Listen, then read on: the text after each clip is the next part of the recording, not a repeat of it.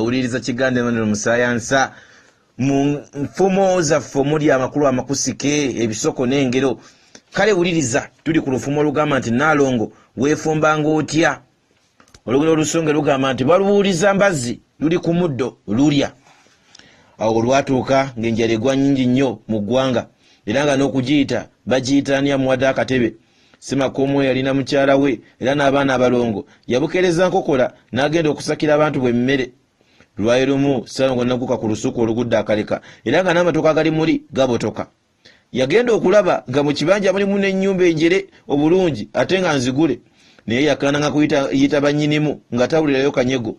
Ssaalongo kye yakola kwe kuddayo ewuwe n'akima Nalongo n'abalongo nga bw'agamba nti azudde amaka agalimu emmere efa obufi otulo era nti yaluguddewo yaluggulanga njera n'enjala baali bagisiibudde.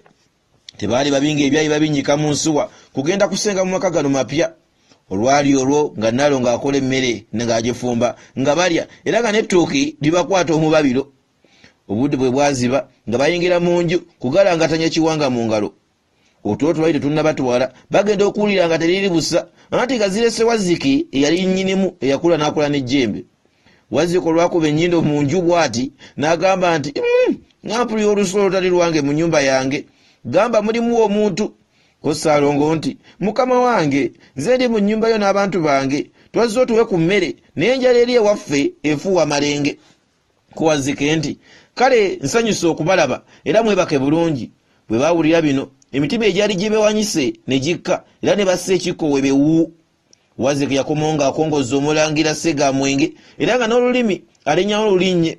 Musajja atu yagwawo mu ddiiro obugulube ng'ennyindo zitandika kwebaza yazimba. Obudde bwe bwakyenkya Wazzike ng'atuuza Ssaalongo n'abantu be mu ddiiro ng'agamba Ssaalongo nti oli mukwano gwange nnyo era tujja kubeera bulungi nnyo ku kyalo kuno ne mu maka gano. Kati nkutumye erinnya lyo ggwe byereeta nkuwataako ne mu ttaano.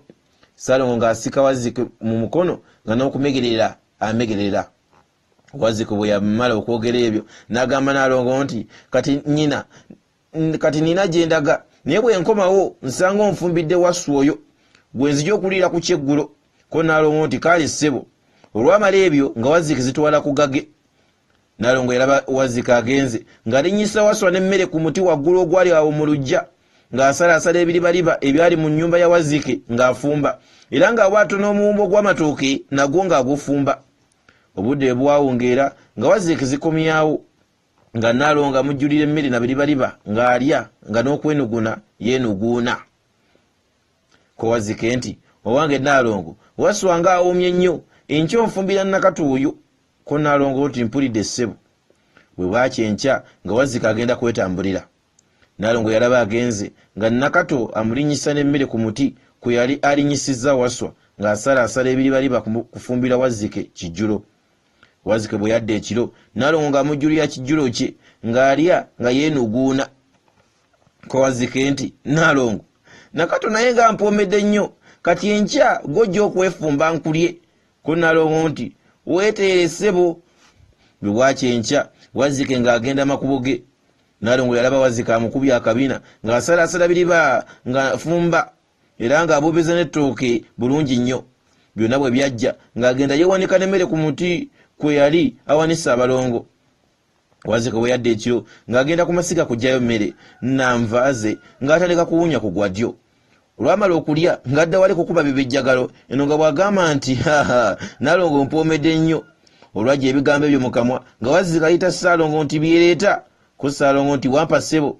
Nga Wazzike amugamba nti enkya gojja okwefumba nkulye.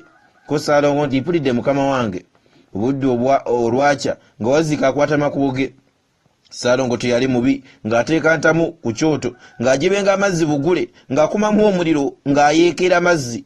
Yalaba amazzi geeseze ng'assaamu ekigere n'okugulu kwonna amazzi ne gamubambula okugulu n'akuggyamu lutayo luno. Eno nga bw'akaaba nti maama Nalongo weefumbanga otya ggwe.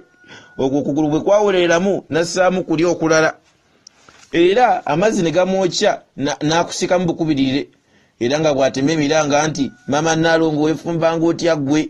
Ssaalongo yalaba ebyokwefumba bimulemeredde ng'asetamaawo ku kyoto kukuba biwoobe nga Nanga agamba nti Nalongo weefumbanga otya ggwe nga lufuuka luyimba. Yali akyatema emiranga ng'atunula bijjijjidde ng'embuzi ekaabira amalagala, yagenda okulaba nga Nalongo agguse buseke ng'amuyamba kusikayo biribaliba na kubisalaasala ng'aba bifumba, era nga Nalongo ng'afumba omubugu w'amatooke. Ebiriba n'emmere bwe byajja obulungi nga Nalongo atwala Ssaalongo n'emmere ku muti kwewanika. Ssaalongo agenda okutunula nga ku baana baabwe kwakuba amaaso. Essanyu lye yalina lyalinga lya mwoki wa gonja, ko ye nti nga mpise mu myaganya jangalo, naye Nalongo ye Katonda wange. Ekiro ekyo Wazzike bwe yadda nga yejjulira mmere na nnyama ng'alya ng'olubuto lubwegera. Lwamala okulya ng'akuba ebibejjagalo, ekibejjagalo ekinene, ko ye nti otyo byereeta ompuumedde nnyo era weebale kwefumba. Obudde bwakya nga Wazzike agenda ku ttale kunoonya by'anaalya.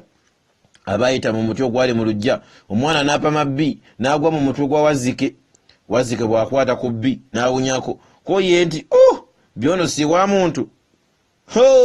Atunde ku muti waggulu nga ku bantu be yalowooza nti yabalya kwalaba, ko ye nti byereetanga mujjooga nnyo ne Nalongo.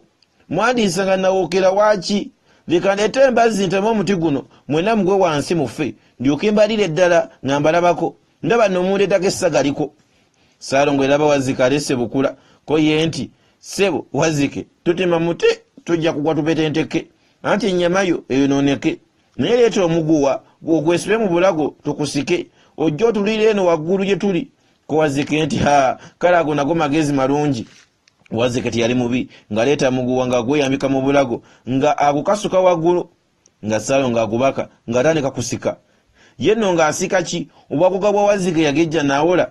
Ssaalongo yalaba Wazzike ali kumpi okutuuka we bali nga n'okubimba abimba ejjovu, omuguwa omutaka gumutuga n'ata olubaya, ko ye nti atakulekera nawe tomulekera, ennyanja ekutta omira oba ensuwa eruma mumwa. Wazzike ng'agenda yerindigulo ennume y'ekigwo wansi kye bayita simago ng'amenyekamenyeka. Naye yali tannafa kwe kuyita Ssaalongo nti omusajja tafiira ku bbala limu, nsalaaka akagere ka Nasswi. Ssaalongo ng'aleeta kambe ng'atemako Wazzike akagere ka Nasswi. Olwakatemako nga mufubutukamu abantu bonna Wazzike be yalya n'akaliza ebyalo byonna, era ne muvaamu n'ente n'embuzi n'endiga n'enkoko zonna ze yalya mu byalo bino olwaggwa ng'asiibula ensi. Ssaalongo ng'afuuka nannyini byalo ebyo byonna Wazzike bye yali afudde amatongo, era okuva olwo ng'abeera mugaggafu gwe awamu ne Nalongo n'abalongo baabwe. Nanga we nalabira kigande maneno musayansi agemanya 0704321793 oba 0781454245 oba 0794584224 oba ku Facebook kigande maneno musayansi tonadamu.